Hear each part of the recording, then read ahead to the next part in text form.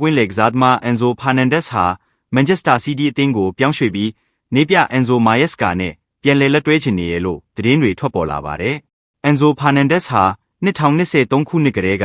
ချယ်ဆီအသင်းမှာပါဝင်ကစားနေတာဖြစ်ပြီးလက်ရှိအသင်းရဲ့အရေးပါတဲ့ကစားသမားတစ်ဦးအဖြစ်ရပ်တည်နေသူပါ။ချယ်ဆီနဲ့ပြတဲ့ဇာဘီအလွန်ဆိုကတော့ဖာနန်ဒက်စ်ကိုအသင်းရဲ့ခေါင်းဆောင်ပိုင်းထဲမှာပါဝင်စေချင်နေတော့လဲကစားသမားကိုယ်တိုင်ကတော့အသင်းကနေထွက်ခွာဖို့စဉ်းစားနေတယ်လို့သိရပါတယ်။သတင်းတွေအရမန်စီးတီးနဲ့ပြတဲ့အန်ဇိုမာယက်စကာဟာဖာနန်ဒက်စ်ကိုဒီနွေရာသီအပြောင်းရွှေ့မှာအဒီကူစားပေးခေါ်ယူခြင်းနေပြီးနှစ်ဦးကြားဆွေးနွေးမှုတွေလည်းရှိနေပြီလို့ဖော်ပြထားပါတယ်။ဖာနန်ဒက်စ်ဘက်ကလည်းချန်ပီယံလိပြိုင်ပွဲမှာပြန်လည်ကစားချင်တာကြောင့်မန်စီးတီးပြောင်းရွှေ့ဖို့စိတ်ဝင်စားနေရလို့ဆိုပါတယ်။တစ်ဖက်မှာတော့ချယ်ဆီအသင်းဟာဖာနန်ဒက်စ်ထွက်ခွာသွားနိုင်တဲ့အခြေအနေအတွက်ကြိုတင်ပြင်ဆင်နေပြီးဖုံးမောက်အသင်းရဲ့လူငယ်ကွင်းလယ်ကစားသမားအဲလက်စကော့ကိုအစားထိုးခေါ်ယူဖို့စိတ်ဝင်စားနေပါတယ်။အသက်20နှစ်အရွယ်ရှိအဲလက်စကော့ဟာပရီးမီးယားလိရဲ့အကောင်းဆုံးလူငယ်ကွင်းလယ်ကစားသမားတွေထဲကတယောက်အဖြစ်သတ်မှတ်ခံထားရပြီးအခြားတင်းကြီးတွေကလည်းစောင့်ကြည့်နေကြပါတယ်။ချယ်ဆီအသင်းရဲ့ကွင်းလယ်ပိုင်းအပြောင်းလဲကြီးတစ်ခုဖြစ်လာမလားဆိုတာတော့ဒီနွေရာသီမှာစိတ်ဝင်စားဖို့ကောင်းလာခဲ့ပါပြီ။